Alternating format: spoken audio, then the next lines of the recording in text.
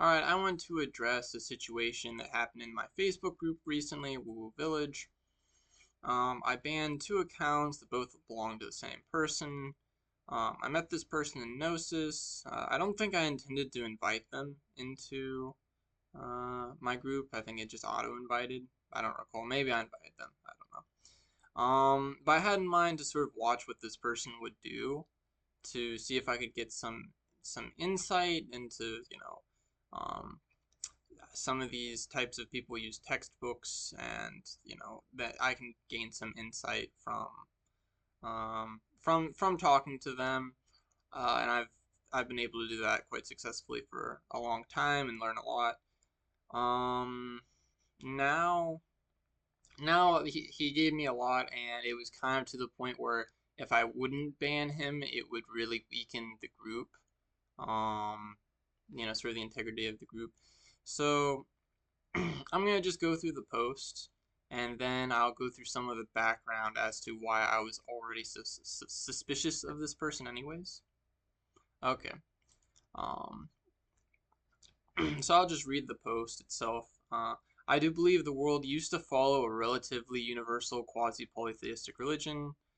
Indra, Baal, etc. is the main religion, Durga, Astarte, Aphrodite, etc. prostitute cults, and Shiva, Rudra, clowning. So these are just, sort of, let's say, tropes or patterns that repeat so often that to say they're universal is not much of a stretch. It was in response to this meme. Uh, so it's how Abrahamic religions are all very similar, but they're in conflict. And then it's like back in the old days, they would all worship each other's gods. In fact, even when they would try and conquer each other, they would try worshiping the enemy's god first to try and gain the gods of the enemy's favor, so that they could win. So that's the idea. So there is a lot of what's the word? There's a lot of historical precedent for this meme. I think it's a good one. I don't mean to make a huge criticism on you know any of the Abrahamic religions just from this. This isn't really where I would go with it. That they fight each other, so that makes them problematic. I think that's also true, but it's just not where I would go with it personally. But I thought it was funny. It gave me a little chuckle, and from there I kind of went on my own tangent of talking about something in parallel. And I think um, this topic, why do kings feel comfortable worshiping the enemy's god? Why is that? So I wanted to talk about this idea of a universal religion where it was basically the same everywhere with small adaptations. In fact, in the Mahabharata, it talks about how on some of the other islands, as it were, most of the people would worship a sun god version of uh, Vishnu. It says that in the Mahabharata. I can link it if someone wants to ask in the comments. It's not so relevant to this that I'm gonna go look it up now, but anyways, so I'll continue. My impression is that different types of people, different social classes, etc., all kind of have their own customs and their own particular gods. My read of ancient religion is that there are an array of gods that are viable to worship as a society, and that each society picked from them which ones they would favor, reflecting their own psyche, but also connecting with real beings that also mutate the people's consciousness, making a two-way communication that the people create through their own psyche and are changed by the gods. So just to say, the gods are essentially like a friend, and the you are affected by the friend, but you also affect the friend. That's what I was saying. I was saying it in a bit of a complicated way, I suppose, but I think it's warranted in this way. I think people can get hung up on, oh, are the gods affecting us? Are they like expansions of our desires, or part of our psyche? And I would say to all that, yes. Are they a physical being somewhere? Are they a spiritual being that doesn't have a physical body? I think probably they're a spiritual being in a higher reality in which we are subsumed, but also have a physical body. So I think there's a lot of complexity about what is a god, and I think different gods perhaps are working in different ways, but I think especially very high up gods have a lot of these layers to them. So, and so humans and gods are obliged to serve each other, but at that time, gods were holding much more dominion over men than they are now. In my opinion, it's doing um than they are now. In my opinion, it's the doing of Marduk Jehovah, and it was more free before that. So that's sort of the assumption that the sort of the Jehovah cult made things more, monotheistic, henotheistic than monotheistic, and before that, it was more like the meme is saying that people just were kind of um, doing their thing. Certainly, there was wars before Abrahamic religion, but it wasn't so much like a race to the bottom to accumulate spiritual energy or something, or to be galvanized by spiritual energy or something like that. Not to mention Marduk is a war god. Marduk and Jehovah are war gods, so there's that element to it. Now, I do want to say here, I'm not, an expert on Canaanite mythology or Sumerian mythology. I'm open to hearing where maybe, my viewpoint on these things could use more nuance. I'd like to know, but as far as I've seen, there's just not a lot of source material on these things, so there's a little bit of a he said, she said element, but I think it's pretty settled that Marduk and Jehovah are both war gods. I think that they're simply the same god, understood by two different cultures. This is the thing is I believe that the gods are a phenomenon outside of the cultures seeing them. I don't think it's just the cultures use them as a story to inflate themselves. Um, okay, moving on. In fact, Astaroth has explained to me that Marduk defeating Tiamat is Marduk crushing the power of the dragon goddess that is actually somewhat benevolent. Not that I'll take his word for it. There's an element of Marduk crushing the divine femme, although divine feminine is a problematic term because this is many goddesses. There isn't a single femininity or masculinity. This is also describing a certain darkening of the times, whereas in the days of Atlantis, the people associated with aliens, and it was practically no big deal. Okay, there's a lot there.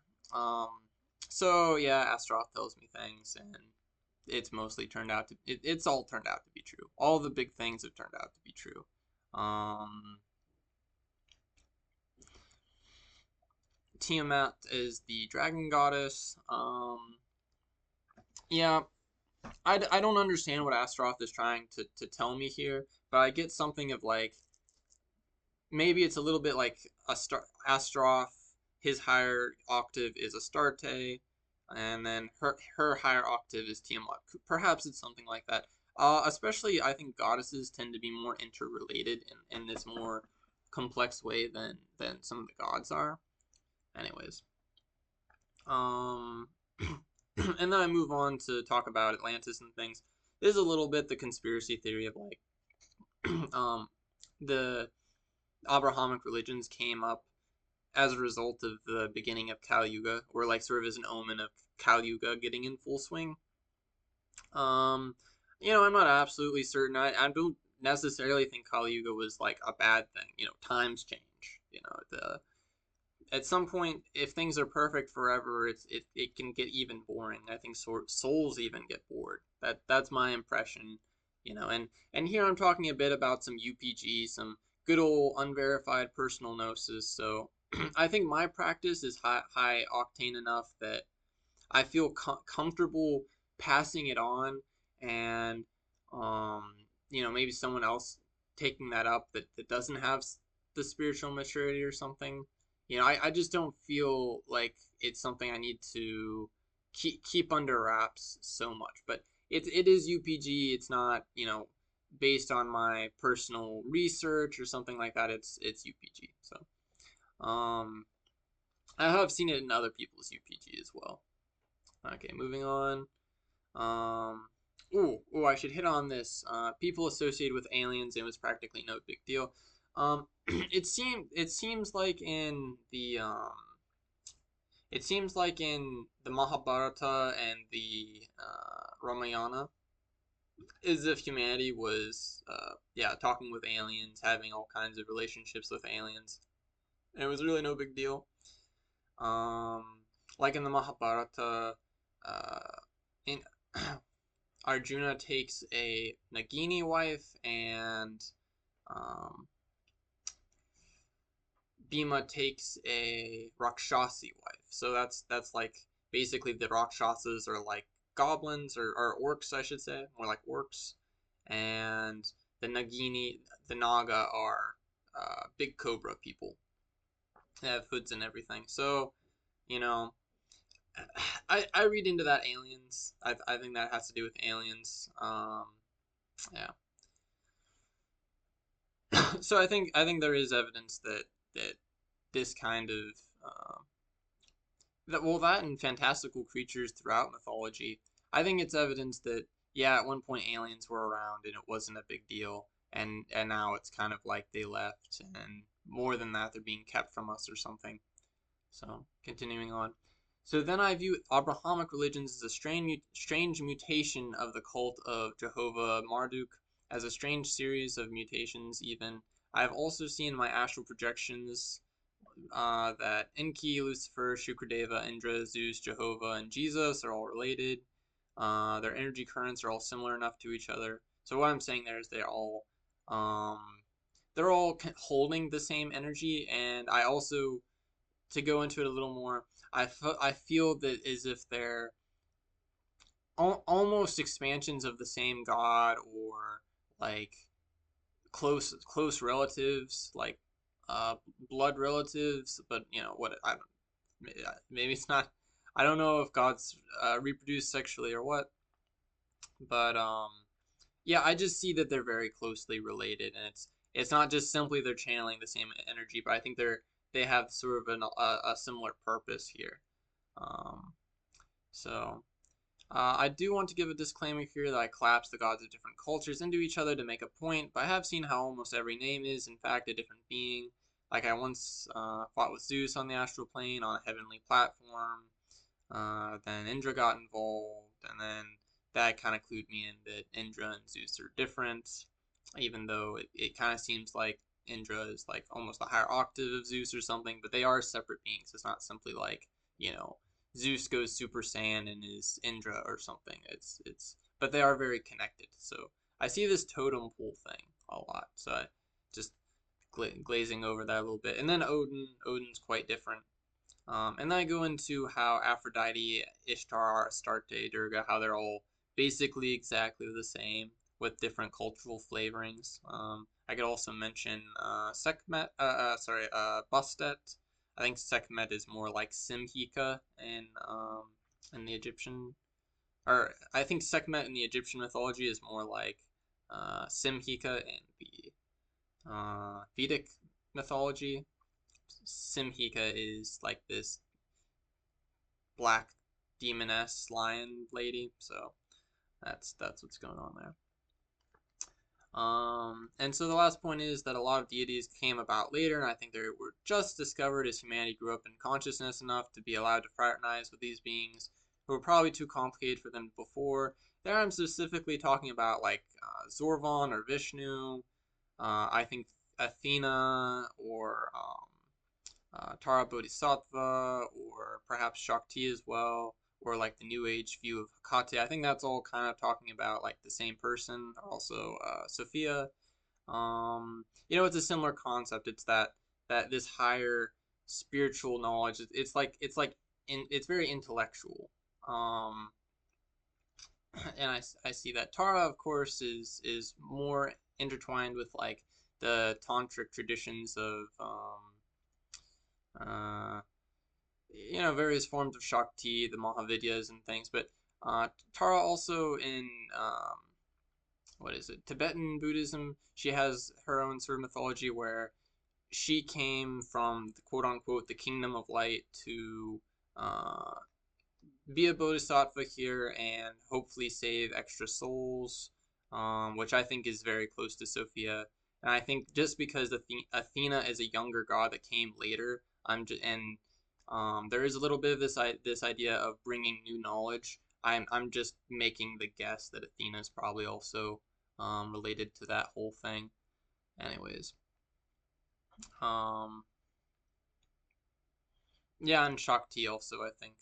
But I think Shakti, I see Shakti and Durga as being a little bit different. Like Durga's, you know, here, and then like on the higher octave, it's Shakti. It's more of an energetic or astral thing. Although I suppose there is some physical being, like I've talked about before. Um, so yeah, I would just say that maybe humanity wasn't grown up enough to for it to make sense for such beings to reveal themselves to them, or reveal to us, to reveal themselves in their fullness to us. Like Vishnu was known before, but he doesn't take a front role until much later. Like in the Vedas, you wouldn't think that he was anything but just another one of the gods, just you know some random dude on the council of heaven, basically. And then later it's like Vishnu or Zorvan are breathing the entire universe out of themselves. And I think this is something where the reality of the pantheon of gods is subsumed in the higher reality of these even higher gods that do even higher things, and then they have their um, perhaps you could see Vishnu is being an avatar as being a lesser god among the gods or something like that. You could see it that way because the in the mythology it's there's Mahavishnu who breathes out all the universes, and then there's regular Vishnu who from his navel arises the lotus that uh, Brahma is born of, and then Brahma can't even see Vishnu. He has to do penance to even be able to see Vishnu. And I wonder if Brahma actually was able to see Vishnu before a lot of the creation was done. According to the Bhagavata Purana, though, he does the penance to see Vishnu, and then Vishnu tells him to create. I think that's how it went in the text. Okay. Maybe the aliens left us so we could grow up on our own. Like you have to give a child responsibility and freedom for the child to genuinely grow. I think contact with aliens used to be widespread, but perhaps it was local. So I'm just saying, I think the whole world was connected to the whole galaxy, or a lot of the galaxy, or the local planets at least. But perhaps it was just like one or two civilizations. There were these islands of alien enlightenment or something. I don't know. UFO enlightenment. I don't know. So I think there is truth to it that humanity is growing in consciousness and hasn't been here before. Maybe it's not all about flying ships. So maybe a lot of alien technology was around in the past, but maybe humans were on the whole just fairly primitive. I suppose that could be possible. I don't know. So that's some speculation, but it's kind of I'm speculating, but I'm putting parameters as well, so that it's like, okay, maybe here's kind of some things we do know. And I think to come to speculate and then to come to some conclusion, but to hold that conclusion sort of lightly and say maybe that's true, not to come out and preach this is the way it is because I'm right, but to say, to come to the conclusion that this appears what is supposed to be arising out of the information that I have, and from there it's like that conclusion can manifest more information. Like I noticed this when I come to a conclusion and I set something down, and I do take part in speculation, and some high quality speculation, I would say. Um, then more information comes my way to modify that opinion. But if I just am like, oh, I don't know, then I just stay in, oh, I don't know, and the information doesn't come in quickly. So there's a whole method to my madness. I know how to manifest information. If there's one thing I know how to manifest, it's information. If there's one thing I care about manifesting above all else, or have cared about manifesting above all else for a long time, it's information. So yeah, that's the deal. That's sort of my philosophy about these sort of things. Um, all right, so this is going a little bit backwards, but I'm just gonna go ahead and get into it. If you haven't, so this is the guy I banned. If you haven't heard of the inter-Anuna rivalry and desperate conflicts they themselves were involved in, I highly recommend the Pyramid Wars tablet or text. No, it's not translated by Sitchin. So I actually looked this up. Where is it? The Pyramid Wars text. Um, here it is. The Pyramid Wars, Zechariah Sitchin. If I look for other texts, it's like the ancient pyramid texts, writings from the ancient world. Okay, is this something for real? Funerary inscription. Okay, maybe this is what he was talking about. But I have a feeling that this person was talking about this and and kind of mixed it up. That as if this wasn't written by Sitchin. Um, so this person persistently tried to convince me that his stuff wasn't that his opinion isn't completely based on Sitchin, but it's not really looking good here. And this thing, I seriously doubt that whatever is said in here has anything to do with spaceships or energy pyramids, as mentioned in the Lost Book of Enki, and we'll get into that later. Yeah, I'm not seeing energy pyramids. Not a mention of energy pyramids in sight. I don't remember if actually that was even a thing in it. It said something like energy pyramids. I remember in the Lost Book of Enki. I'm like, come on, what? Um, okay. I said, I don't know, man. What is it based on? I don't even take the books of Enoch seriously. I mean, I'm 50-50 on them. I was guessing he was talking about some random um what's it called, like new age perhaps channeled texts, which it's just hard to separate what's from someone with a real practice and what's from the CIA to muddy the waters, I guess. There's a lot of bullshit out there, and what's just done by people who aren't that good at magic or don't have spiritual what's the word, maturity. Okay, he replied, Enoch, I'm not sure about, but if I picked him up in a helicopter, I'm pretty sure he'd lose his nut. Ha ha ha. Yeah, I guess he thought he was funny there. The Pyramid Wars is an actual text that probably doesn't support him at all, in his opinions. Uh, Screw Enoch with the burning ember and all the Abrahamics. Okay. I think you'll see a couple. You'll see a couple more of these things before we're done, where he's saying stuff against Abrahamic religion. I think that's to build some rapport with me. It's a little bit of a psychological tactics. Um, I don't understand in the context of this. Like, okay, I mentioned it. Some people are like, oh, Abrahamic religion, it's the enemy, which perhaps. But I think that's the point of this here is rapport and to get under my skin a little bit in one way or another, in a positive way. Here is what I'm thinking. Um, okay, no one defeated Tiamat. You're taking the Enuma Elish as an actual battle. Lol. Enuma is only heavenly bodies catastrophically interacting to lead to our current solar system layout after settling the disk accretion.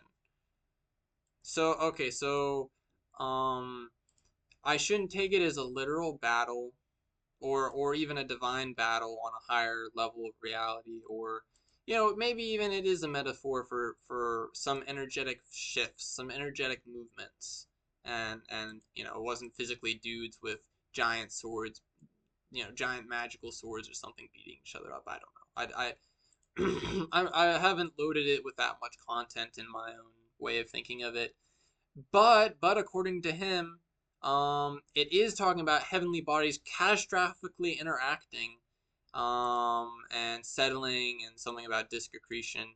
I don't know. Honestly, I think from the text, this is more of a stretch than this. So, yeah, not moving me. All right.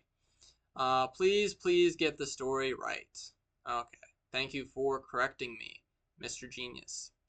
Just like Roman baby names and names of planets are interchangeable, so too the confusion about the Enuma being some primordial battle between gods. What is this the names being interchangeable have to do? So this is a kind of wonky association thing.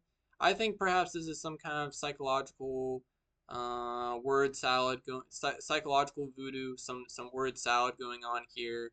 Um I see this a lot with spooks where I just can't even comprehend what they're trying to do. I think it's very subconscious. It's intended to be very hypnotic, and if you don't pick up on it, maybe it does get to you at some level. That's because most of the time when I run into people that are spooks or very much appear to be spooks, one of the things I see time and time again is this thing where the like the association here, it's totally incomprehensible. It's totally incoherent. But I think the incoherence within itself is part of the hypnotic power of it. And I heard about this about the Alice in Wonderland effect or something, where they tell you a bunch of nonsense and then the next thing that makes some sense you grab onto. Could be that as well. Hughes Chase talked about that, I believe. I don't respect him, or I don't have a reason to respect him at this point, but I tend to be what's the word, critical of these sorts of people. So it was certainly not a primordial battle between gods. It was certainly heavenly body and disk accretion, heavenly bodies exploding into each other in disk accretion and all that good stuff. Okay. I'm glad you're so certain, right?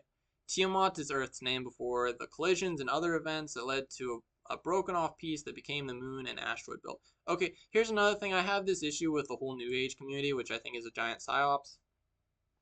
What good reason do I have to believe this? What good reason from the text do I have to believe this? Okay, the Enuma Elish supposedly is the oldest thing we have, but from show me the textual evidence.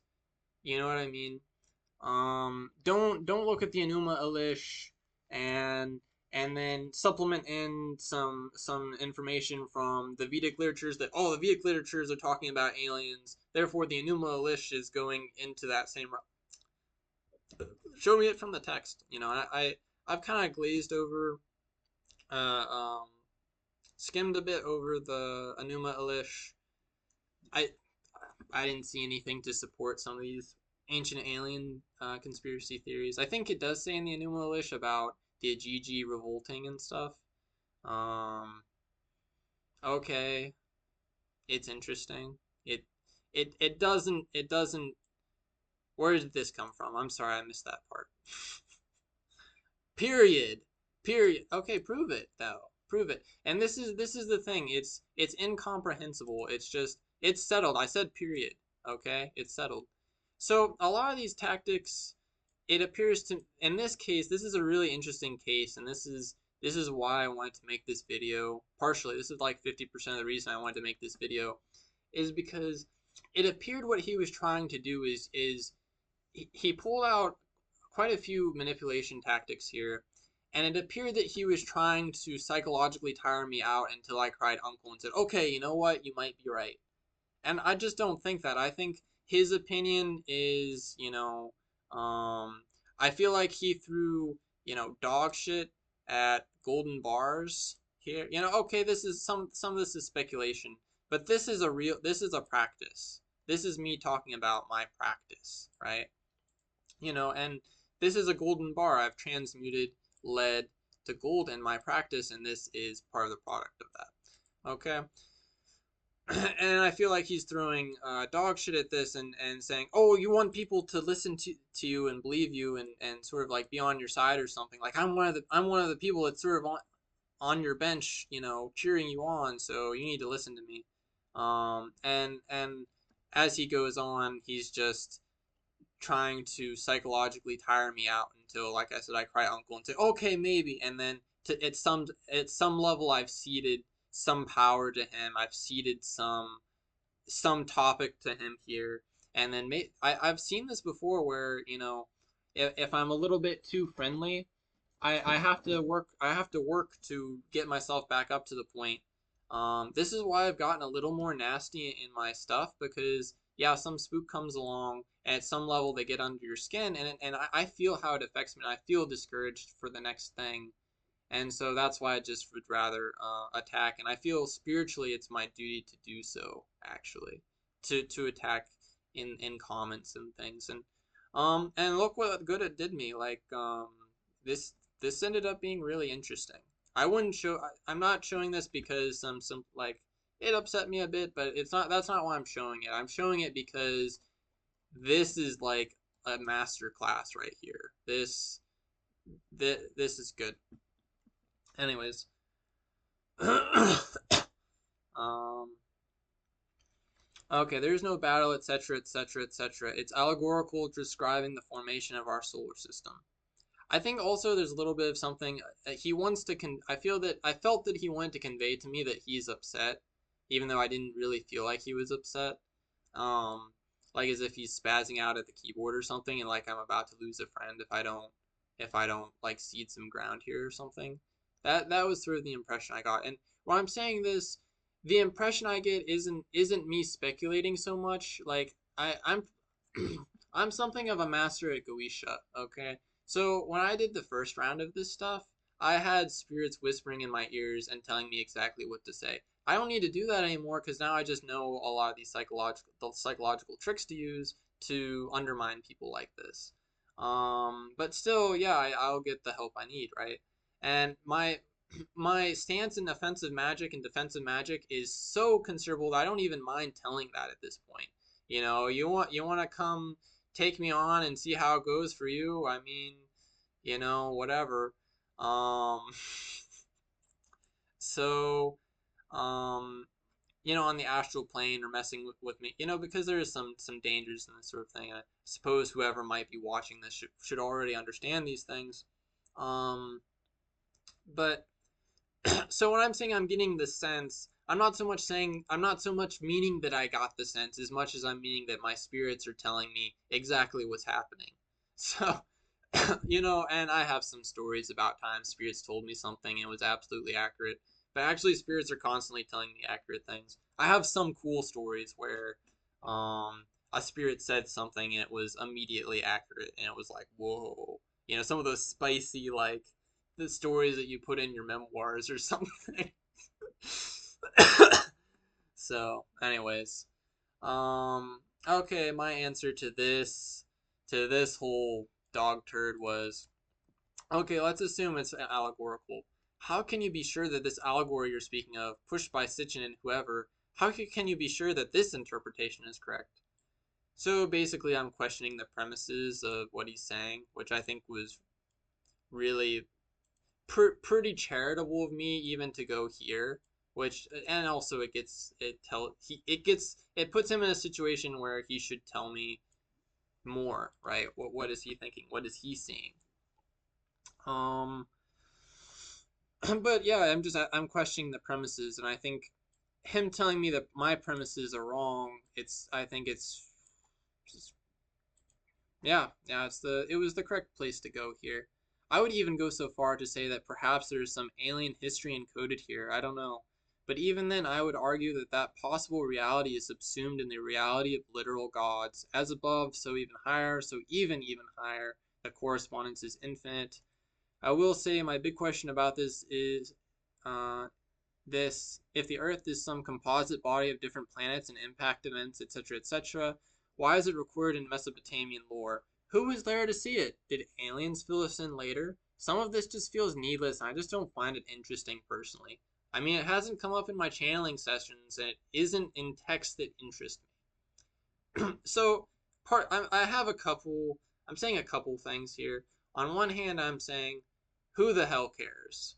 Okay, if the Earth was formed by the smashing together of four primordial planets that no longer exist, if, 30 planets collided, if, you know, some gigantic god took a big old shit, and that's what we're living on. If a god died and we're living on his corpse, like in Greek mythology, um, who the hell cares? We're here, the Earth's here. Um, I don't understand why this is a hill to die on for you is what I was conveying. This is a bigger. I'm making here a bigger criticism of the New Age community right now, of why all this needless complication.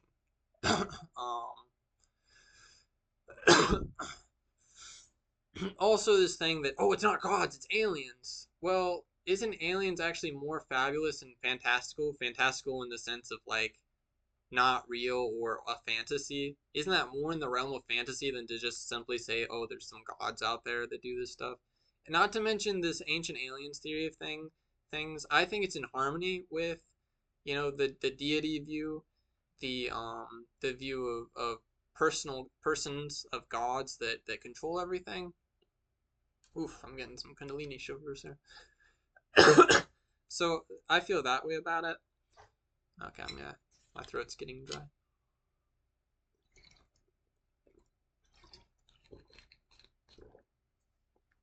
So what is this negating all of the traditions of the past, despite all the traditions of the past, just to say, um, it was aliens.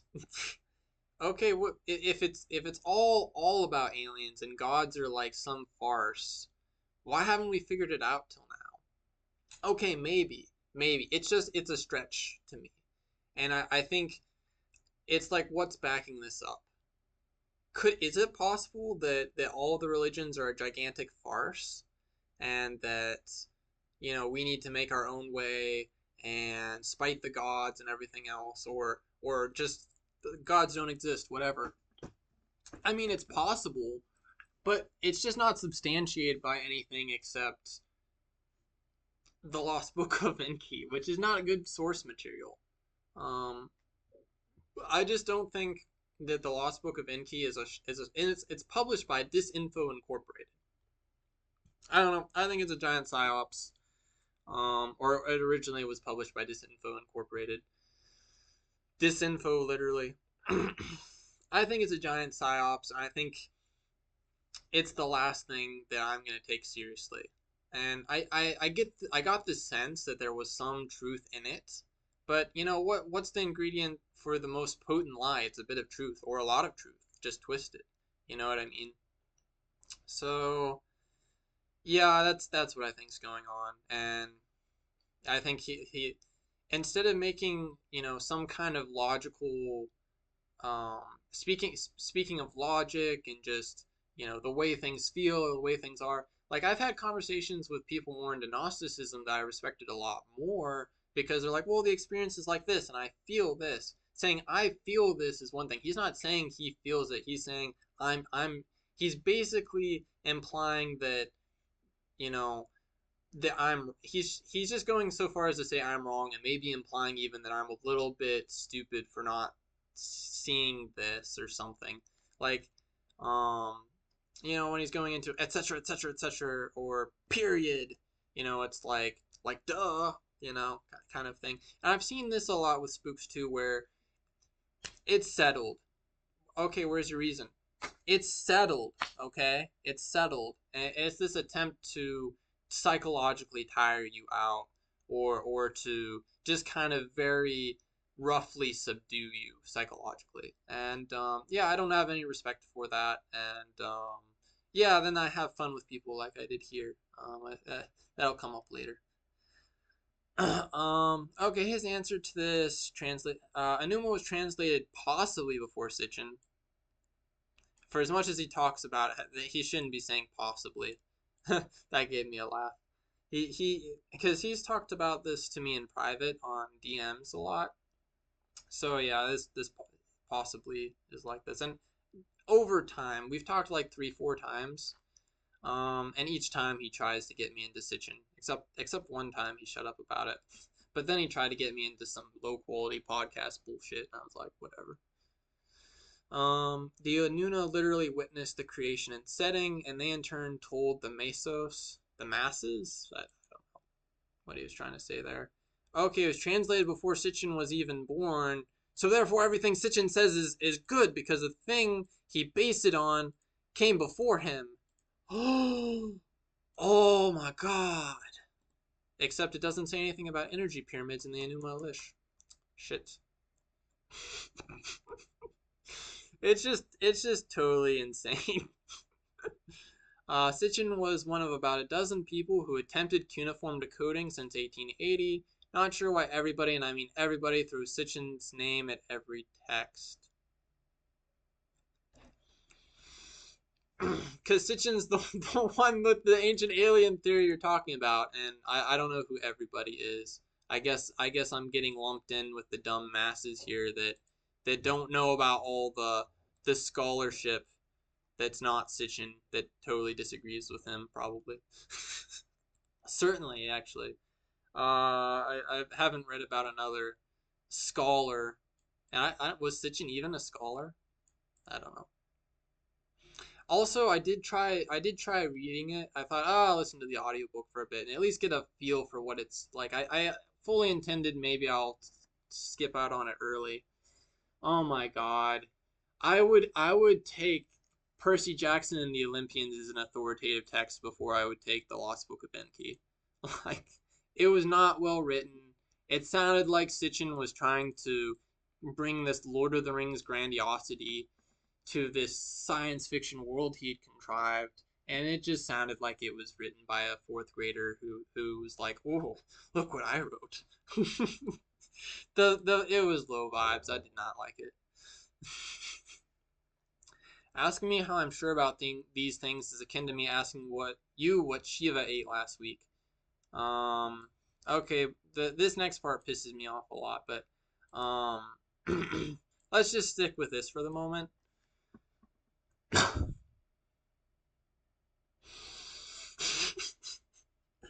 So you're not sure, but you're just blathering on and doing your best to try and bulldoze me. And here you just admitted you're not sure. I mean, I think that's what I'm supposed to take away from this. Once again, nonsense intended to disorient me. I think this is the really actually the whole Alice in Wonderland tactic. Let me see if I can find this.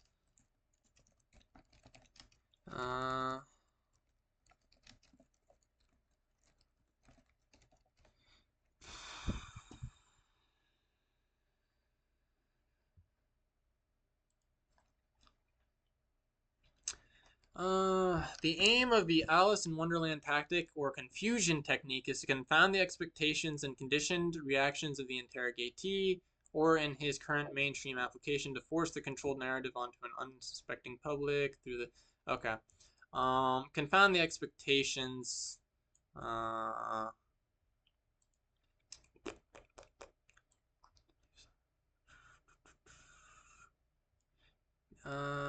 the individual may cling to this belief system that make up their worldview in order to reinforce their ego identity and powers of resistance, to not bend to the will of other superimposed narratives and agendas.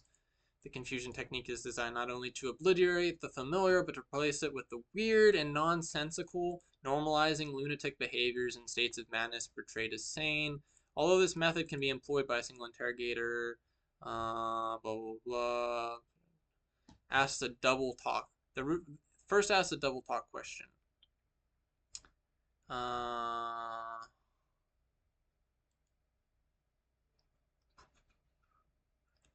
Usually manipulators are good at using doublespeak to add confusion in the conversation. They'll be mixed with ambiguous language that, when it all adds up, does not make any logical sense.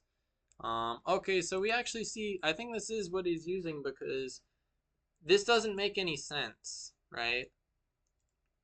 Let's see where this goes next. Double. One which seems straightforward, but is essentially nonsensical. This is what he was doing. This is like straight out of some CIA handbook or some shit. They do have handbooks. I was told they have handbooks. Uh, Whether the interrogatee tries to answer or not, the second interrogator follows up with a wholly unrelated and equally illogical query. Is this why he has multiple accounts, so he can be good cop and bad cop all at once, and third cop? Sometimes two or more questions are asked simultaneously. Pitch, tone, and volume of the interrogator's voices are unrelated to the import of the questions. No pattern or questions and answers is permitted to develop, so there's no pattern. Nor do the questions themselves relate logically to each other. Okay. As far as the lack of pattern, perhaps there's only so much that can be done on Facebook, but yeah. In this strange atmosphere, the subject finds that the pattern of speech and thought which he has learned to consider normal have been replaced by an eerie meaninglessness. The interrogatee may start laughing or refuse to take the situation seriously, but as the process continues. Okay, so yeah, it's similar enough. I think this is what was going on. I mean, this is nonsense, right? You're acting super sure. This dude is acting super sure about these things, but then he's saying that's like asking what Shiva ate last week. Well, I can probably say divine energy. I know what Shiva ate last week, divine energy. The whole week, even. I know what he ate 3 meals a day or 5 meals a day. I don't know how many meals he ate a day. Maybe one continuous meal of divine energy, right?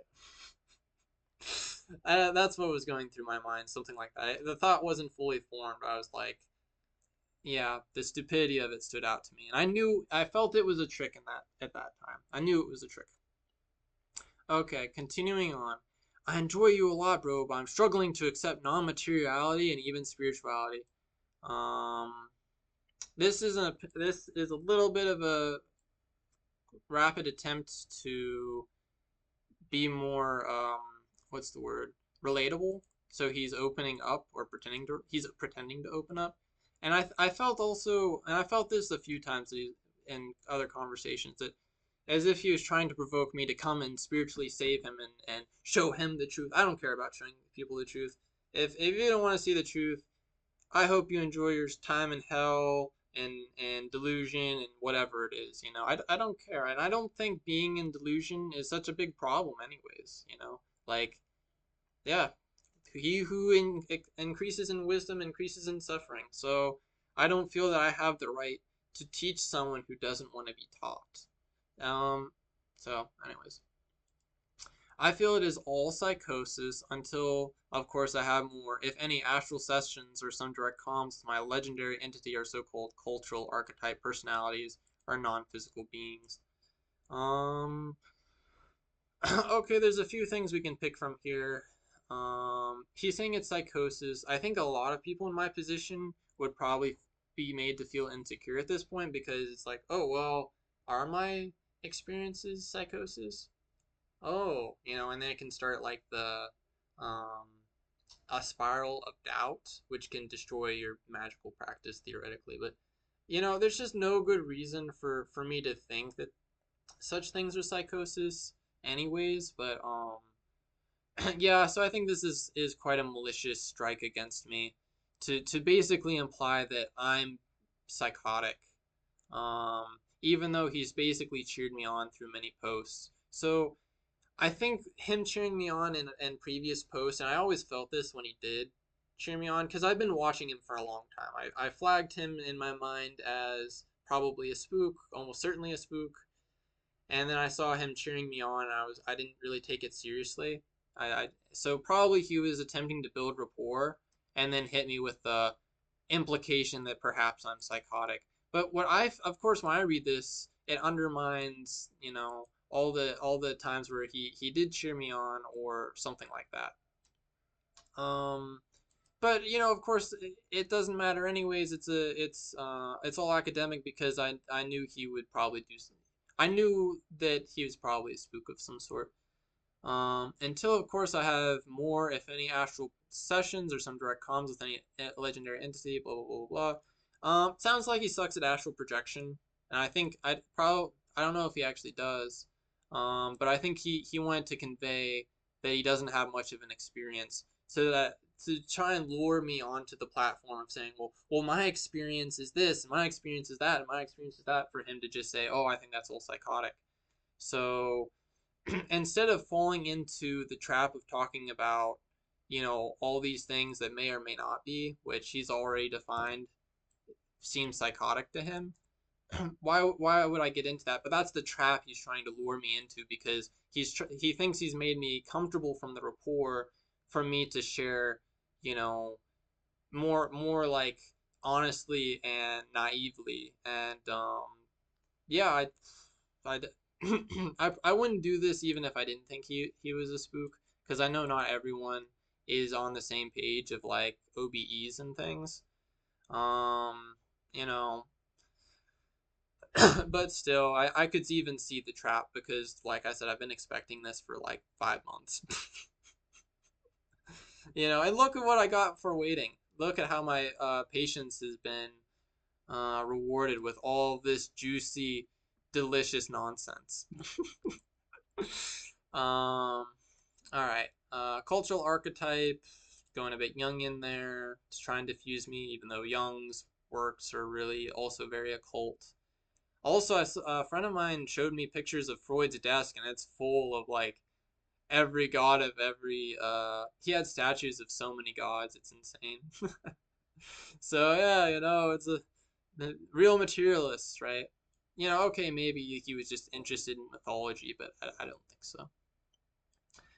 I never ever thought a few years back that I'd become a vehement anti-spiritualist or near-radicalized anti-monotheist. That I think that's also another invitation for me to try and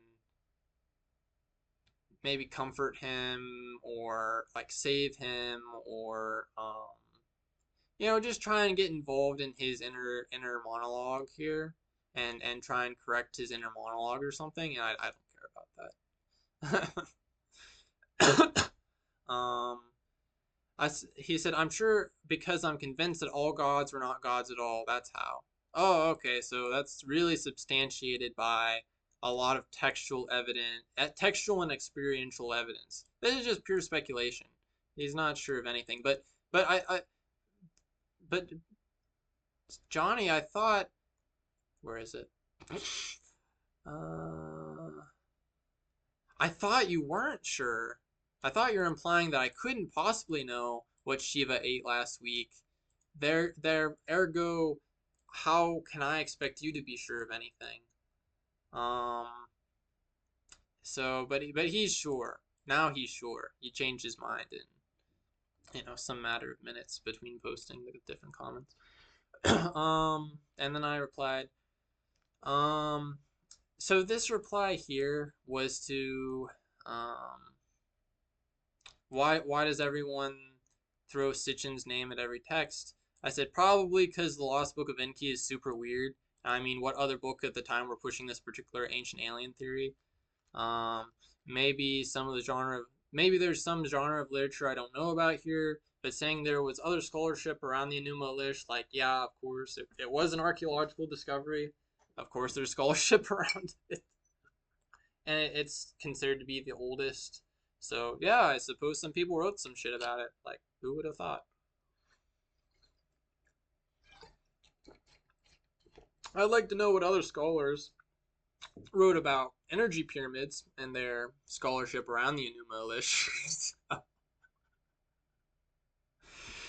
Ah, if it wasn't about the Lost Book of Enki, this would have been a different conversation. But the fact that there's nothing here for me to grapple with and take seriously.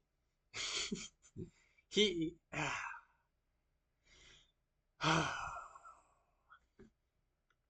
Anyways, I I was really in a uh, I was really focused when I was replying to these things, and now I'm feeling the stress of it later. I think. Then I was just cool as a cucumber. Yeah, I was over here keyboard ninja. I said to your anti-spirituality comments, have you ever done astral projection? He didn't write the comment about astral projection before this. He wrote it after. Also, he did the care emoji, like, "Oh, you're hurting my feelings." Which the care emoji is that what the care emoji is supposed to be? That you're hurting my feelings? Because sometimes I've thought people were using it that way, but I thought it was more like, "Oh, I'm praying for you," or I don't know. It's kind of a nebulous one, but it seems like that's what he was using it for here. Basically, it's a very subtle guilt trip. All this happened yesterday night. To your anti-spirituality comment, have you ever done astral projection? And honestly, I think obsessing over ancient aliens that are a recent cultural phenomenon spiting spirituality, then I think that's kind of insane. I mean, the Vedas and epic texts, etc., have many spiritual texts mention aliens, but this idea that it's all advanced technology and none spirituality, like then what has everyone been saying all this time? Because if it's all a lie, if aliens break the matrix, then why are they mentioned in the old texts? That's my question. So to me, I think in the actual old text that we actually have and have had for a long time, the Enuma Elish, okay, maybe the shit we found in the Middle East was from a really long time ago, but we didn't find it till recently. Okay, the Mahabharata, the Ramayana, the Vedas, they have been cultural cornerstones for millennia. So there's no comparison here. And they talk about aliens. So you know, it's not like there's no argument here.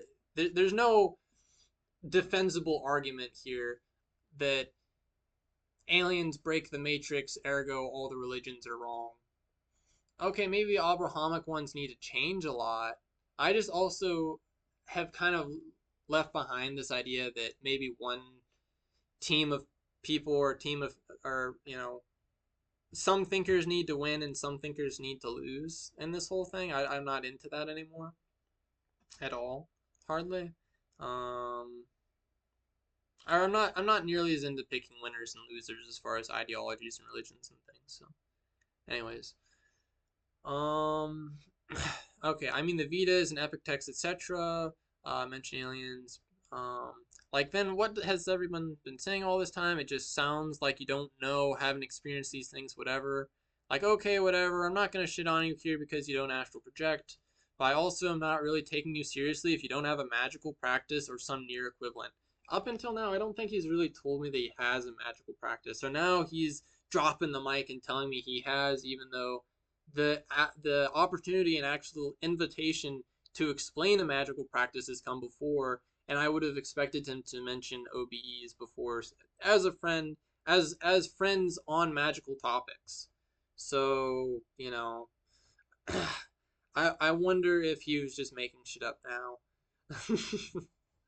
um, I said like last time we talked, I was saying how spirituality is kind of a technology, and you kind of agreed.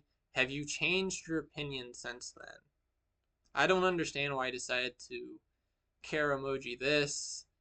Uh, okay, because I'm not going to shit on you here, I said, which was also, I guess I was repaying him his whole confusing, illogical bullshit by kind of saying, I'm not going to shit on you here, ergo, like, therefore shitting on him. Like, you're not even worth shitting on. So it's complicated and a little bit multi-layered there because in a way I could be nastier, but it's also nastier to say you're not worth being nasty to. But also it could be viewed as being something charitable. So it's like multi-layered. Um my complicated way of saying fuck off. Here's a list of non-Sitchin scholars, which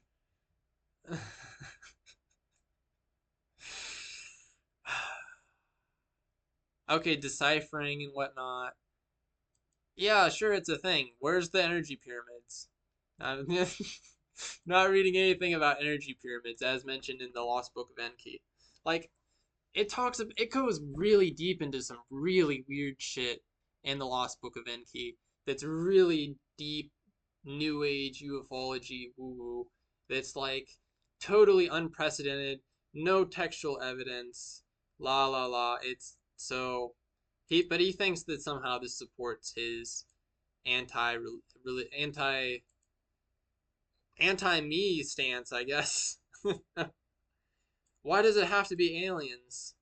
Why does it? Why always rag it by dragging Sitchin's name into it? The psyops is working, sir.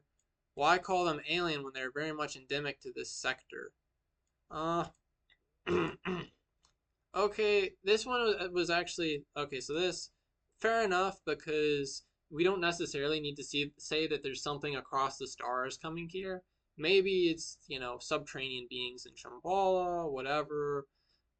Maybe just to simply say like the local planets, like the other planets in the system. Okay, maybe. So it depends. What are you even calling aliens? For me, aliens is shorthand for a really complicated conversation that's not easy to have, with people that just don't know. Also, I don't understand. I don't really understand what the mental loops of you know keeps keep saying as if I'm dragging in Sitchin as a straw man to beat the shit out of and therefore dismantle his arguments, even though all of his stuff is all what he's saying is based on Sitchin. What he's always told me has been based on Sitchin. You know, these guys didn't write about energy pyramids or aliens mining gold. It talks about the gods mining gold, but are they aliens? But he's saying they're that. I actually don't. I don't remember exactly when we talk about. Uh, yeah, he's talked about aliens before. Um, but I mean, he's here talking about the planets. If if they're so close by, how did if they're not aliens, how'd they survive all this shit, right? The planets colliding and things. I think the implication of the things he says is very much aliens in one way or another. So all right, nope. Screw Lost Book of Enki. Let's use our own brains. Okay, so what's your points? That's another thing is he's done this a lot where he doesn't make a point, he just attacks my point. And so for a long time I've made the play of being mystified at what he actually believes, knowing that probably, he's just trying to mess with me as a spook. Um this notification's bothering me. um So, okay, use your own brain then and tell me what you actually think. But he's not going to do that. Except that Abrahamic religions are bad and really fluffy stuff like that. Abrahamic religions are evil. There's no gods. It's all like technology. Well, if it's all technology, that what's the difference between saying that really advanced beings come by every once in a while and aren't in the neighborhood of humanity for us to physically see, but they're not aliens. So well, I think we're splitting hairs on what is aliens even, and I think it is complicated. I think the general understanding of what aliens are, I think angels is maybe even a little more accurate than aliens, but I think maybe aliens, to say aliens is a little bit to give credit to the human race of we're on a bit of a higher platform, and now these beings are less mysterious to us. Like the Naga are considered semi-divine beings. So in the Ramayana and various Vedic literatures. So I think there's something of that. My view of aliens is complicated. The term alien to me is more shorthand. A lot of the time I just say angels because angels is more clearly nebulous, and that does the work I want to do with the word. Um, okay. I've gone astral and had occultic experiences, but didn't meet any archetypical gods as mentioned in an earlier comment. Um, Maybe I did glaze over where he said that, but I don't think so. Maybe he edited that comment and then tried to be like, no, I said it. I don't know. Maybe I glazed over it.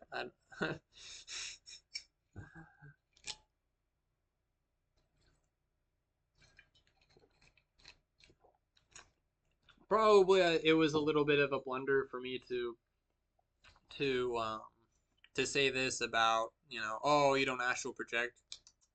Probably maybe it was a little shitty and a blunder just logically, but still, um yeah. Didn't meet any archetypical gods. I mean, they don't just come out to everyone, right? So I said this is one of the last things I said before I blocked him. This is actually the very last comment I made back before I blocked him. He must have been in the middle of. I actually found extra comments in here before I started, where he was writing more comments. He got like two extra ones in that I didn't even see before I actually finished the process of banning him from the group and blocking his accounts from my account. And so I just a quick zinger. Seems like a skill issue, but this is actually entirely accurate. Like if you're unable to meet you know archetypical gods, if you're unable to meet Shiva, um, Vishnu, I won't say Shiva actually. Shiva, there's some more complication to it, but if you're not able to meet Vishnu, Ganesha, Zeus, just these different beings, it is a skill issue. You're not able to be in their presence because basically your energy in the body is not powerful enough, or your ego is too heavy. If you have struggles astral projecting, it's because your ego is too like bloated and stuff.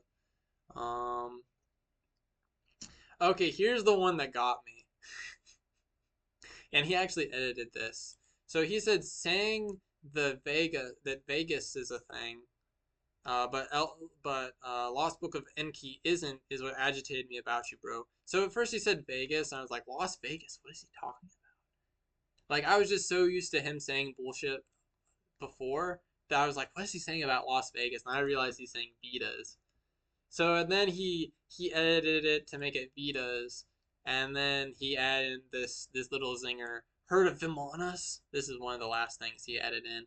Um, so like, oh, there's Vimanas in the Ramayana, so that's UFOs.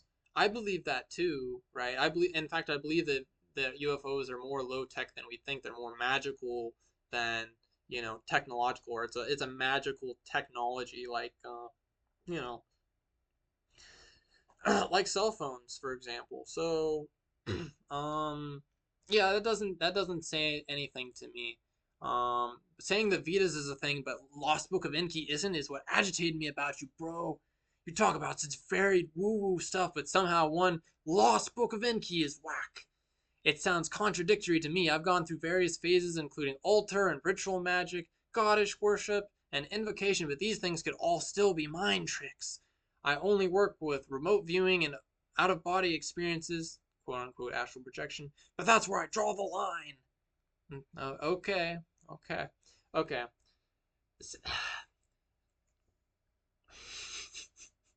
The Lost Book of Enki. The Lost Book of Enki was written like what in the 1970s or something, and it's not even to say it's speculative scholarship. I've seen that written a lot, like when I googled the Lost Book of Enki. It's not even that. It's a historical fantasy. It's entirely a historical fantasy. Where is the textual evidence for energy pyramids and spaceships? It's not there. It's not there. And I'm not saying that beings didn't come down and didn't have the ships. I'm just not going to take the Lost Book of Enki seriously on this topic because it holds no weight and completely, you know, it's like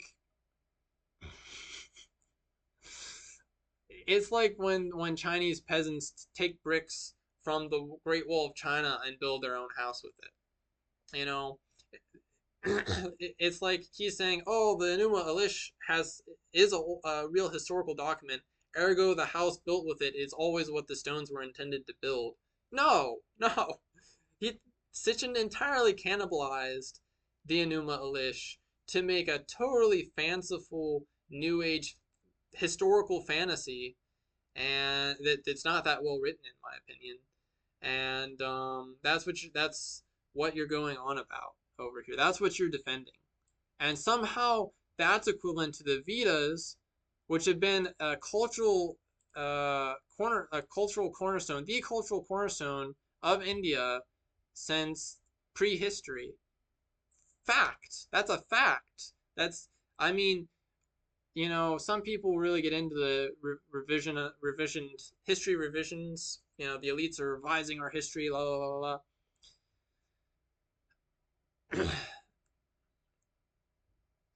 Yeah, I don't think so. The Vedas, it's a fact.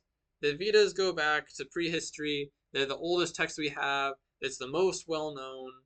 India is kind of a time capsule due to its geography. It was somewhat insulated during like the medieval period and all that.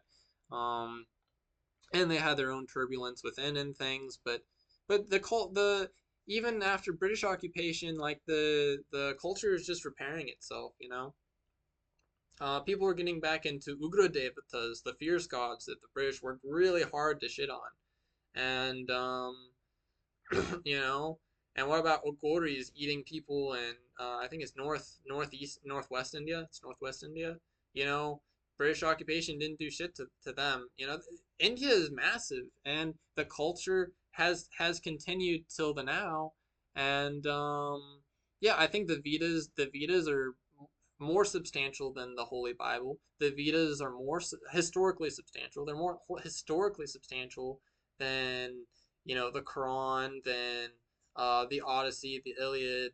The Vedas, as the human race, the Vedic literatures, even the Mahabharata and Ramayana, um, these, I would say, the Ramayana and Mahabharata are also both more substantial than the Holy Bible or anything similar. The Iliad, the Odyssey. Um,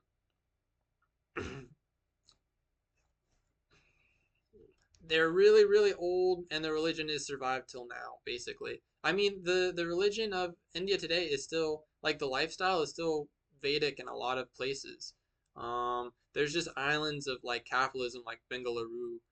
Um, Not to say that capitalism hasn't permeated the country, it has, but they still do fire sacrifices. They still do their really fun wedding ceremonies. They still do their weird fire funeral. I shouldn't say weird, but they do things that are very idiosyncratic, and that hasn't changed since who knows how long ago. And if you look at Iran, which Zoroastrianism came out of the Vedic religion, even Zoroastrianism still has a strong effect. So even one step down from the Vedic religion, we still have a lot of leftovers. We have the Bon religion in Tibet. You know, all the other countries in what is it, uh, East Asia and things like Bali, Burma. There's a lot left, is what I'm trying to say. So to say that the Enuma Elish, which was discovered relatively recently, although it's dated to be very, very old, and the historical fantasy based off of that recent discovery is somehow trumping the Vedic literatures, that is just hilarious and makes no sense. And so this is the second to last thing I wrote to him. I said, I think you don't understand my practice at all, and if you think the Lost Book of Enki is somehow on the same platform as the Vedas, then I have no respect for you. So I just had to get that like 5 to 10 minute rant about this comment out of my system because it is the dumbest shit ever and it shows no respect for ancient cultures, and I think that is just vile. Like, why are you in my group? Why are you following my stuff if you have no regard for some kind of tradition, ritual, goddess worship? I am into goddess worship, invocation, and he hit on a lot of things I talk about, and he says he does it. So I think it's a little bit of a replacement of saying, "Oh, I do these things," and then for me to jump in and be like, "Well, I do them too," and almost get on the defensive and like try and relate with him. But I personally, I don't think he does any of this. I think he said this to get under my skin. Um, and here's the thing, with all of this persistence, I think what happened here is because I hit on a sensitive topic of the universal quasi polytheistic proto religion, um, which you can see a lot of evidence for, like Indra Ball, some kind of rain god worship is very universal across the world. Um, Also, the worship of a Durga, Astarte, Aphrodite type prostitution cult is also, there's evidence of that all across the world. I've heard this too, that even Longhouse matriarchy, there's evidence for that all across the world. I don't know that for sure. I was told that by a friend who I suppose she has done, her research on this, and Astaroth has told me the same thing. And Aleister Crowley talked about how and before the male ages of spirituality, there's a female age of Isis. So, is Isis belong in this lineup? Is basically to be understood as the same, you know? So I think this is a really sensitive topic because they want everyone to think that humans were just like in this chaotic caveman jumble of savages in loincloths killing each other and worshiping, you know, um, weird shaped rocks or rudely carved bits of wood. And that's not the case. There are trackable phenomenon. I should also mention Shiva and clowning. So Shiva is particular, but clowning is not. And Shiva is a clown. Clowning comes up in Aboriginals in Australia. It comes up among the Native Americans in different tribes. And of course, the the Indians still do it. That they paint their face white. Sometimes they even still eat people. They're still cannibals to some extent, and they get ecstatic and they act crazy, and they do. They're basically shamans. This is basically I should have put in here shamanism. I should edit that. So Shiva slash Rudra clowning shamanism. So I see Shiva's more clearly in the realm of clowning, but clowning is basically just a form of shamanism. Um, yeah, like druidic practices are maybe maybe they also do clowning, like druids and the Celtic druids. But yeah, well, I know that they painted the Celts painted themselves, so maybe in their culture they were all clowning. Yeah, there's different ways to mix this up. It's like you, different cultures change up the recipe. That's what I was saying here. And I think to say that really, this is one of the things to talk about that kind of breaks the matrix because we were all believing the same thing. We were all in a way kind of united once upon a time. And this is something that I I guess the CIA doesn't want us to know about or something. I'm not even joking, but I don't exactly know what the big D is here, but yeah, there's a lot of persistence going into discouraging me. So I take that as a good sign that I'm hitting on good topics. Also, I talked about fighting Indra. Maybe Indra is secretly like the patron of you know modern society. I've wondered that. So maybe that's explains some of the persistence and rabid rapidly coming to the defense of something or coming at the attack for some reason. Um, and that's another reason why I'm talking about this because this is weird. Okay, first of all, I've established that yes, this was used on me. I can see the evidence that probably this was used on me. And I don't it's too close to this. I don't think this is like oh it just happened to be like that. I think this is what he was using. Like maybe even had a textbook in his head. I don't know. I'm just messing with it, but I think this is what he was using. So normal people don't. First of all, normal people um don't rapidly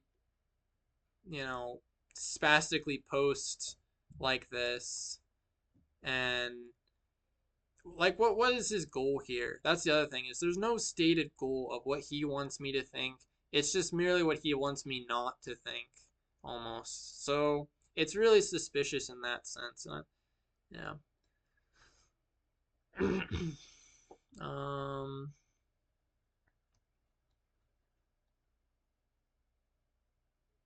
Okay, so continuing on. I'm more into chaos magic and a bit of left hand freestyle. Prometheanism and Luciferianism should explain a lot about where I am at the moment. Practically, that explains nothing except you kind of maybe have like a Gnostic Luciferianism thing going on. But Luciferianism could mean a few things. I think this was another attempt to be relatable to me because I talked about like being a Luciferian and things. I recently did a post explaining that I'm not really interested in that anymore. So yeah, he was a bit late on that one. Not one of the so-called gods and goddesses were supernatural entities. Some of their cryo and perhaps other tech that seem to be metaphysical or supernatural doesn't make them non-physical beings. except where tech was involved. It's talking about teleporting. So that's just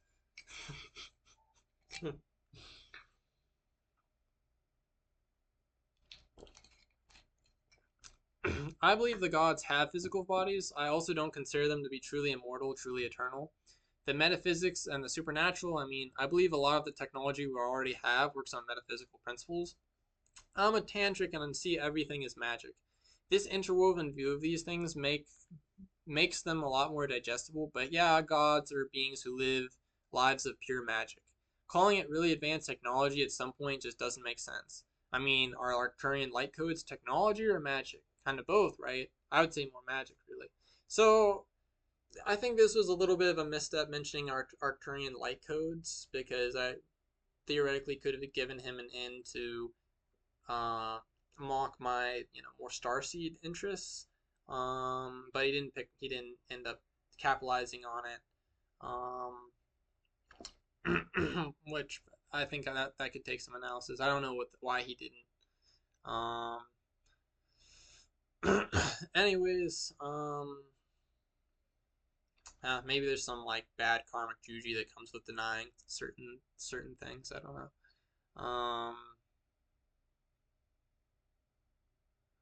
But I think it stands even so that if there's all these really advanced technologies,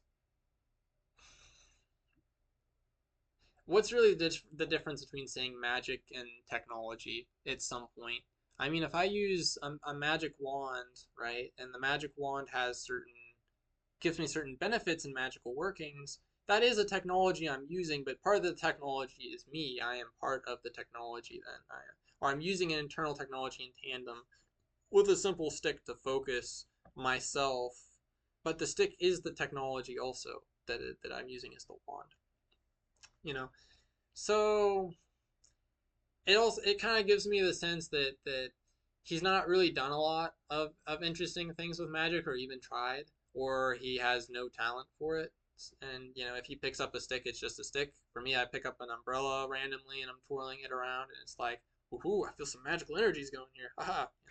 Just because I'm just yeah, I think a lot of magicians would feel the same.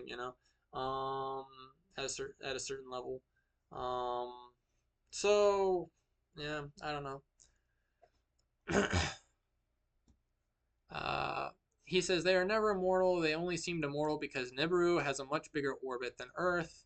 Period. No need to extrapolate. How does the bigger orbit make their lives longer? No need to extrapolate. A bigger orbit, or I'm not extrapolating. I just have a different source material. But you are saying they're aliens, right? See, this is what I'm saying. The nonsense dithering back and forth, waffling back and forth, that I find that is super suspicious. Um, so this is something I think I'm trying to. The reason, one of the, like I said, 50% of the reason I wanted to come and make this video is because I want everyone else to see this and to think about people they're interacting with and see this is extreme. This is an extreme case. This is an edge case. This is really insane. But I want you to look at the person that you think is a friend, you think is a person that is listening, and you feel listened to by someone. I want you to consider that maybe that person is trying to mess with you or something. If you have some practice that's interesting or you're posting about sensitive topics, I want you to I want people to be aware that this is the stakes. This is what's going on, you know? And this, like I said, this is extreme. But I've seen 20% of I've seen this at 20%. Like this is 100%. This is 150%, 200%. But I've seen it like 10, 20% a lot, right? And that's why it's really effortless for me to look and be like, oh, this is what he was doing here and here and here and here and here, because I've seen it at that 10, 20% level where I could point it out to someone else, but it would look like sort of suspicious, and I would just look, maybe I would just look crazy, like I'm suspicious as everyone. If someone says the wrong thing, I'll think they're a spook. This, but here I can point at it and say, no, this is what I'm talking about. It's really obvious.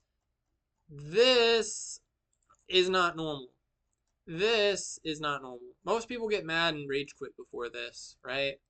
And the fact that he was angry about this topic, which is completely, if you don't believe in a supernatural reality, this is like arguing over a Marvel movie. If you're at a materialistic standpoint, we're arguing about, could be's, right? So, I want to hammer that home that this is not normal. This is what happens when you get on the internet. This is the stakes if you get on the internet and talk about these sorts of things, is you'll get annoyed like this, and it can really get under your skin. And I suppose some people can really spiral over it. I've known people who've really spiraled over this kind of persecution on the internet. Now, I'd like to think this guy is kind of dumb, and it was easy, but I'm also really good at diffusing this and not leaving a lot of material for enemies to work with. I mean, perhaps I even had some method to my madness here I haven't thought of, but you know um because he knows from experience that I'm going to take it back to texts. I'm going to take it back to texts. I'm going to take it back to what's been believed since time immemorial. I'm not gonna egotistically bind myself to my beliefs. I'm going to say, oh, I think this because there's, it's substantiated by this and that and the other thing. I guess I could be wrong on some things, but and so I don't leave a lot of material because I'm not all egotistical about it, and so I am insulated from these scenarios a lot. Um, you know. Uh, anyways, yeah. So I guess be careful online is what I'm saying, and I think sometimes in these scenarios, these people send egregores to make people depressed, make them crazy or whatever. I didn't experience that now, but maybe he's just such a weak magician compared to me that I didn't feel it, or whatever. But I've talked to people where some bad juju was coming through, and I had to put up some defenses. I had to react to that. So this isn't a low stakes game. And the other thing is saying things like this. This destroys the narrative that undergirds the entire modern society. So yeah, it's no wonder that I'm getting this kind of attention, right? But what gets me better is I'm doing this in my private group of like 30 people, 32 people now. You know, why do I get this kind of flack when I'm basically telling people that already kind of know this stuff anyways, because I want my friends to be smarter. I don't care if, at the moment, I don't really care if, millions of people know the truth or whatever. I think no matter what, the majority are submerged in ignorance. It's one of the modes of material nature, whatever. Um, so that's where a little bit of anger comes from because I'm not doing anything. I'm not shouting this from the rooftops anymore to Protestant Christians to erode their faith and attempt to open their mind to a bigger reality. I'm putting this in woo woo fucking village to my group, literally named as to put off people that don't like woo woo or can't tolerate a little bit of what they call woo woo. You know, like the at this point, I'm gatekeeping myself for the protection of people who aren't ready for the information, and yet I'm coming across this, and I don't appreciate that. Anyways, continuing on. um, their physiology began to fail from changes to Ea and Nibiru, all based on um, what's it called? Lost Book of Enki. Tell me where else this is talked about that's not based on the Lost Book of Enki. It's just quite a lot of detail that doesn't appear in the Enuma Elish. It doesn't. It's in the Lost Book of Enki, not the Enuma Elish. The Enuma Elish doesn't talk about any of this. All their physiology started to fail. They were doing like genetic experiments and stuff, which I think some of that there's some truth to a lot of that. I'm just not gonna believe. I'm not gonna believe it because of the Lost Book of Enki. I would rather say spirits told me. Oh yeah, yeah, okay, okay. I would rather say that and look like that kind of crazy person than stand on the Lost Book of Enki, which is not even scholarship. It's simply a historical fantasy. It's nothing more. You know, it's completely insane to stand on that. I think it looks far more delusional and insane to say, "Oh, I'm basing it on this book that has no, real historical relevance." Or it's not real scholarship. It's not purporting to be anything but a fiction, basically, as far as I understand. Apparently, in old interviews, the guy was like talking it up a lot. And then later he admitted it was a fantasy. Javen told me that, but I would rather be like, oh yeah, spirits told me. Yeah, they're forcing us to mine the gold. Oh my god. Which spirits haven't told me that. I think perhaps it's possible, but I'm just not interested. I'm not interested in that. And I don't recall it from previous lives as well. So, okay. Continuing on. Also, he must have wrote this after while I was in the process of banning him. I didn't see it earlier. Huh. He writes fast. Well, maybe he had this. Was he copying and pasting? Like what? I was moving pretty fast trying to ban him too. So I'm a little bit impressed that he got this much through, this much text. Also, we spoke about this already, bro. Like, come on, I already told you this. Why are you making me repeat myself? Yeah, okay. Okay. True, the tech is moving that way, and perhaps the backstory to all tech is magic. So you're agreeing with me now. See why I'm saying this dithering back and forth, this waffling back and forth. He's like, oh no, you're wrong, you're wrong. Oh well, maybe, but also you're wrong about this thing. Like it's really suspicious. I mean, I've had schizophrenic friends and they didn't act like this. You know what I mean? Crazy doesn't explain this. That's the other thing. Crazy doesn't explain it. Um, but it's restricted to secretive tech that verges more on magic. Yeah, that's what I've been saying, right? And I've explained this. I've explained this to him before that I just don't have a reason to not call the things I'm experiencing magic, right? In a very Crowleyan way. In fact, I always say magic with a K because I have a more Crowleyan view of it. You know, do what you will with the persona of Crowley. I think he was right about a lot of things. Magic is hearing utterly clearly and without doubt a voice in one's head, voice to skull modern human text. So this I don't recognize this one either. He got this one through too.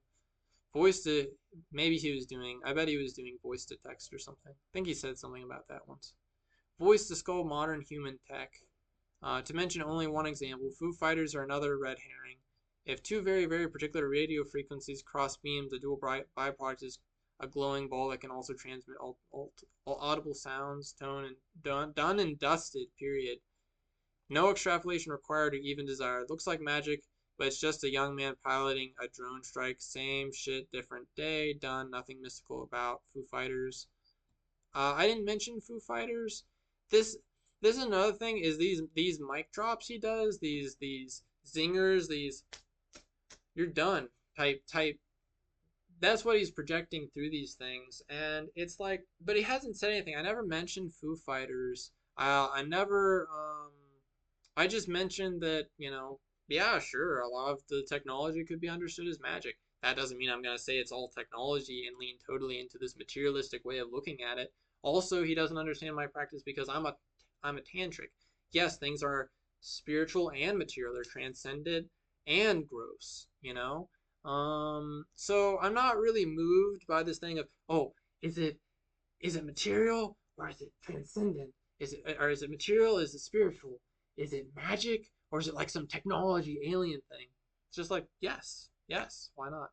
So I don't know. I think I feel that these hard positions are kind of indefensible at this point.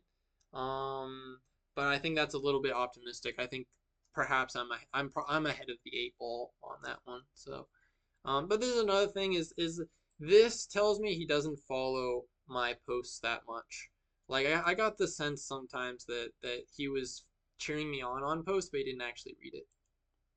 Um, yep. So, but this shows a gross misunderstanding of my practice, like I mentioned right before I banned him. If it's all magic, then there is really no magic, is there? If it's all magic, then there is really no magic, is there?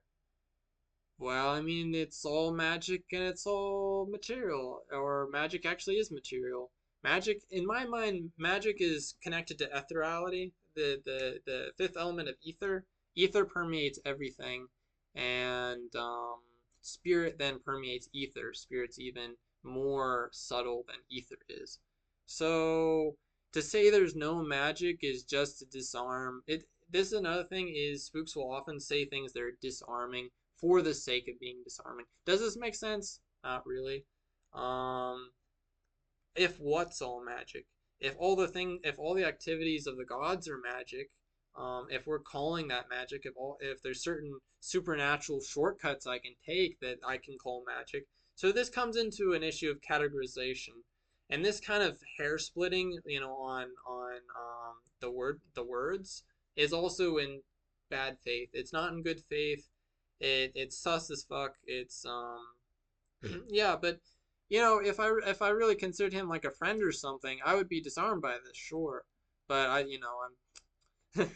I've been watching him for 5 months, so it's this is a good laugh for me right now, right? This is what I was waiting for. So milked him. Maybe I'll go through the DMs or something too. I don't know. I have a little bit of a resistance to that, but I'll think about it. And maybe a future video. Marduk was deaf's not Jehovah, only Enlil or his equally violent son, Nergal Ninurta, continue the psychotic monogod delusion. Interesting post, though. This was one of the first things he posted. Ashra was the consort of Enlil and was even Jew worshipped her for a while. I don't know what that's supposed to be about. Something about two main family bloodlines. None of them were supernatural entities because I'm so sure because god damn it, I read the Lost Book of Enki and you didn't. Oh my god, how could you be so stupid, Alex? You haven't read the Lost Book of Enki. and you haven't read the Percy Jackson series, you know? Okay. Because that's the level that the Lost Book of Enki is on, really. Yeah, I don't know what to do with this. I don't have anything to say about it. It's just complete bluster. Um, Probably part of that Alice in Wonderland tactic I already mentioned.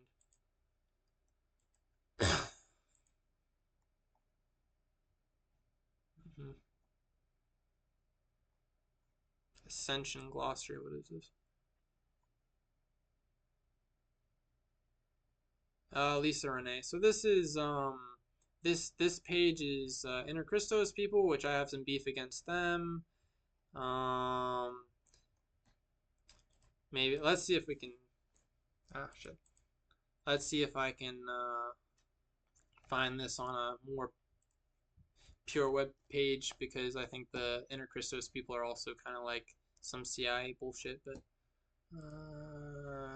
okay, okay. I don't know why I should. Yeah,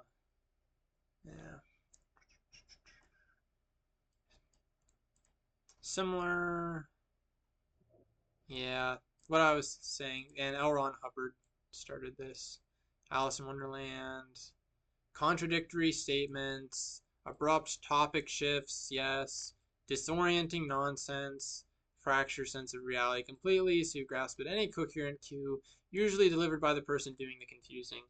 It's like throwing someone down a mental rabbit hole until they cling to any hand reaching out.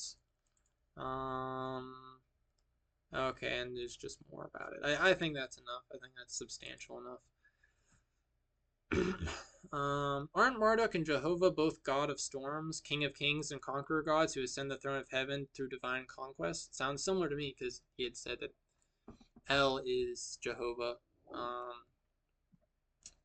Or no, did he say Marduk was just not Jehovah? Oh yeah, he's saying Enlil is Jehovah. I don't think that's the case. I don't recall Enlil being a conqueror god, so I think that's just speculation, and I think it's wrong. I didn't say he wasn't the son of Enki. Even if they are gods of the same things, it still doesn't rule out they are not separate, nor even not related by species or not family bloodlines. The wording of this is really annoying. So yeah, hence also once again Alice in Wonderland technique. Um, and I said, yeah, okay, just because the domain is overlapping, it's not a total smoking gun, but they're both king of kings, they're both warrior gods. Seems pretty similar. No answer. The Abrahamic religions need to go, sure. Or Morpholot. If you think Enoch is not about flying ships, go and read it again. He also snuck this one in at the end. He gets taken into low Earth orbit, different continents, etc., etc. So in ancient texts, when it talks about Paul being ascended into the heavens, Enoch, um, when Jacob sees the stairway to heaven, some of this could just be astral projection. In fact, the stairway to heaven, I don't think it's aliens. I think that the stairway to heaven is different levels of the astral plane. Because what does he do? He lays his head on a rock. If you make yourself uncomfortable, a lot of people make themselves uncomfortable before they go to sleep. A lot of, magicians or yogis. And that gives like a 10, 15, 20% boost to the astral projection experience. There's other tactics too, but the fact that he used a rock as his pillow, there wasn't like, this is more comfortable than a rock.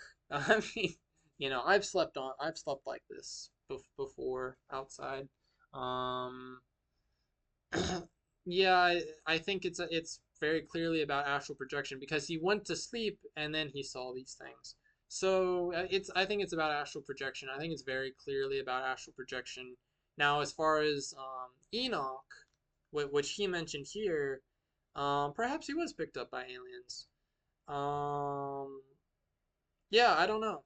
I think Enoch might be true, and if it's true, it's yeah, certainly it's very clearly, in my opinion, that's one of the texts that's very clearly about aliens.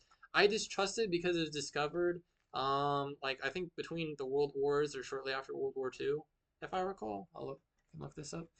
Um, but it just seems to be in the time when the government was already making the push to um to get people comfortable with aliens. Book of Enoch Discovery. 1947. So yeah, that's why I sort of doubt it because like Crowley years before this was saying, people are what people call angels and demons now. Tomorrow they'll call something different. He talks to Lamb, who's clearly a gray alien, the year of his death, and like a year after the beginning of the Babylon working by L. Ron Hubbard and Jack Parsons, the alien what is it? The UFO phenomenon began. Also, it may be because of the use of the atomic bomb in World War II. So there's a lot of things going on at once where aliens were coming in.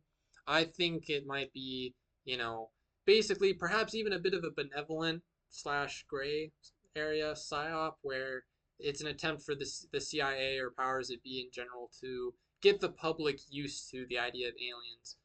And then, how hard is it for all the talking heads to just take on the same narrative of, oh yeah, the book is in, the Ethiopians had it all along as well, and it's quoted in places. Was it quoted, or does it just have excerpts from other books so that they could then say that the book of Enoch is quoted in the New Testament? Like,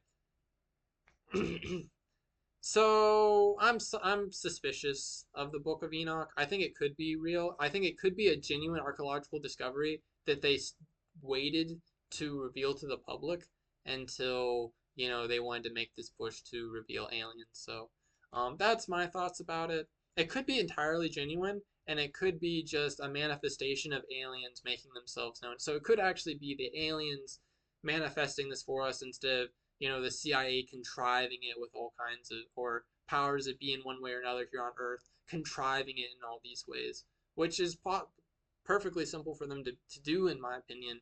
So that's why I said I'm 50-50 on it. But this doesn't get to the heart of the issue of why I'm 50-50 on it, right? So that's where it's a little bit, it stinks. And it's kind of hilarious. And it's just another attempt to get under my skin. Um, Marduk was a son of Enki, the good Promethean Lucifer character, and there were quite understandable events that led to a seemingly negative, violent reaction. And he talks about this is where also why I was kind of criticizing him and kind of mystified when he was saying starting to move away from Sitchin, is because here all this is like deep new age woo woo stuff that's mostly based on Sitchin. It's that which is iterated and extrapolated forward after Sitchin. And I hate that Sitchin and the raw material has this kind of pervasive um, presence in the New Age community, which is probably the entire New Age community is a big psyops, anyways. But yeah, if anything, perhaps this proves it. But of course, this isn't this person isn't acting in good faith. Um, I think we've established that. Um, yeah, and then he says, but there were still nowhere close to the numbers of humans killed by the Enlilite side of the bloodlines. Yeah, I don't know about that. It just seems like he's splitting hairs on some stuff. Okay. Oh yeah, I wanted to go over some more psychological tactics here. Um, so, but here's the Enuma Elish.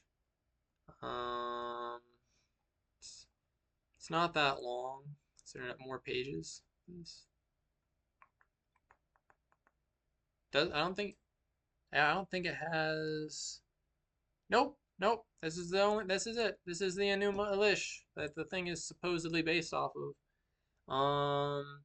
Yeah, I don't know. I'm just skimming through here. I'm not seeing the energy pyramids or uh, the gold enriched atmosphere on Nibiru or genetic experimentation. I'm sorry, I'm not seeing it. I mean, am I blind? Is Do my wits fail me? I get, you know what it is? It's like invisible right here. It's in this area right here. If I had the secret knowledge, I could see it. I'm just messing around. Anyways, so here's another thing he's doing. He's doing the broken record tactic. Um, the broken record technique is a skill by which we simply reassert our position over and over like a broken record. This should be done calmly without anger. The broken record teaches you. Okay. Let me look at a different one. Broken record technique.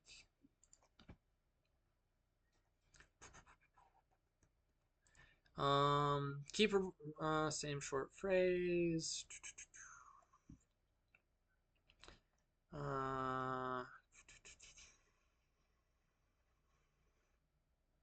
Okay. Reinforce the message, avoid noise in communication, increase chances of achieving your goal.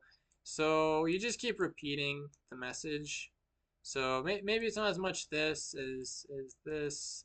Describe the situation, express your feelings, assert yourself, reinforce the other person, mindful, focus on goals, appear confident, negotiate. So, yeah. Anyways, there's this thing.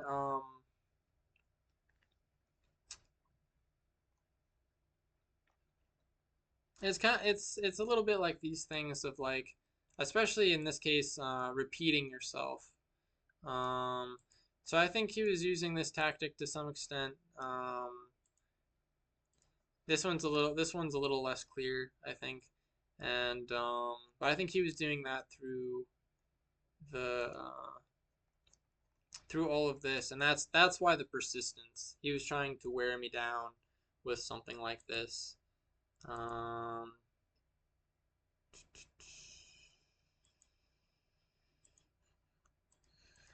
I think I pulled up the wrong chart for this. Let's see. Stress tolerance, emotion regulation. Hmm.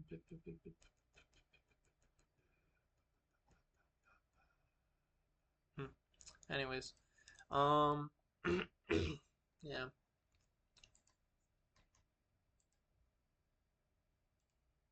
Okay, so that's, kind of the whole thing of it that I wanted to go through.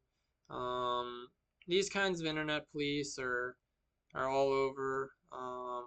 I've had some bad experiences. Like at one point, I was being persecuted by a lot of Rosicrucians, and this isn't speculation. Literally, a lot of people on Gnosis Facebook group they would say a lot of things to me, and I would look at their profile and it says Amorc, Ancient Mystical Order Rosicrucius. So a lot of these Amorc Rosicrucians were persecuting me on Gnosis group, and I think also perhaps the Hermetic Hideaway, and basically I did some astral conflict combats with some of those people, and what do you know? No one commented negative things. I did like 12 posts, and each one of them I was getting dogged on by these types of people. Some of them didn't have Amorc in their description, but a lot of them did, or they had like Bola or something. There's a few of them. There's like Boel, there's Bola.